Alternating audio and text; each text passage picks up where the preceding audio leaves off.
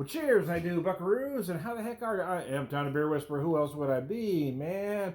So I just picked this up. It's from Boulevard Mixed Pack, where they do two of their tasting room beers and two of their, the regulars, I guess.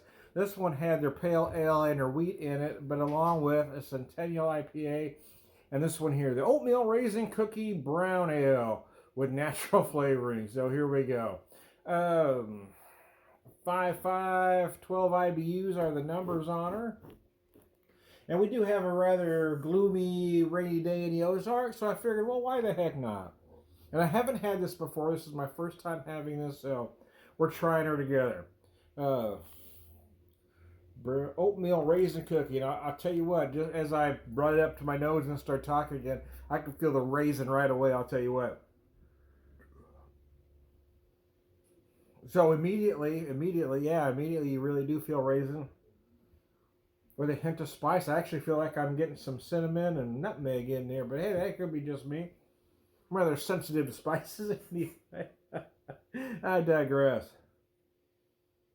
Damn if it don't smell like an oatmeal cookie, though. I shit you not.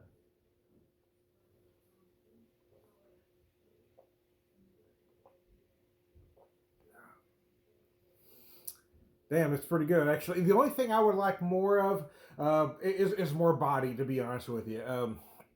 Just a little more body. Other than that, the flavors are spot on. A raisin, you certainly feel some oatmeal, but I like to feel more oatmeal, to be honest with you. I like to see a bigger oat profile. But the question is, if this was available in six packs, every once in a while they take these tasting rooms, they put them in those mixed packs to try them out, and they become regulars. Would I buy this on a regular basis? The answer is I would probably buy 1 6-pack a season. This is definitely a fall beer for me. But yeah, I mean, if this came out every fall in a 6-pack, I'd buy it at least once, maybe twice because of the holidays. I really think this kind of beer that would complement a holiday meal or after the holiday meal, if you will.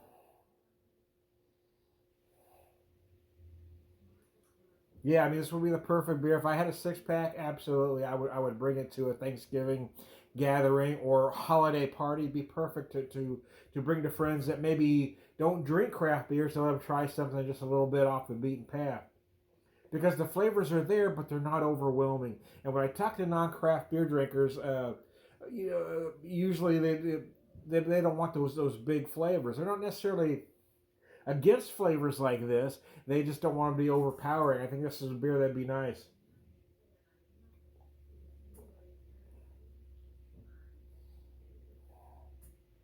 What's nice about it, though, is there is some sweetness early on. Again, you certainly feel the presence of an oatmeal cookie, some raisin and spice, absolutely. But then it dries up very nice in the finish. Or just that just very slight lingering spice note, almost like a little bit of cinnamon and clove going on.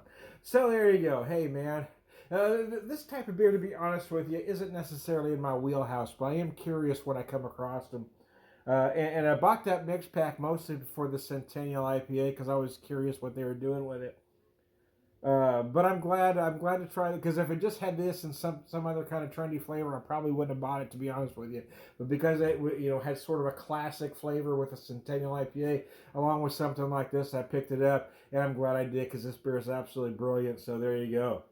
Yeah, again, the only thing I would change personally is I would like more body, but there's nothing wrong with the beer. That's just my particular preference. I wish there was a little more oat presence. But I can't find a flaw. Everything is there and it tastes good, so there you go. I'm not gonna nitpick it, man. I like it. Anyway, way to go, Boulevard. I am Tom the Beer Whisperer. Who else would I be, man? Beer evangelist, prolific beer drinker, purveyor wisdom man.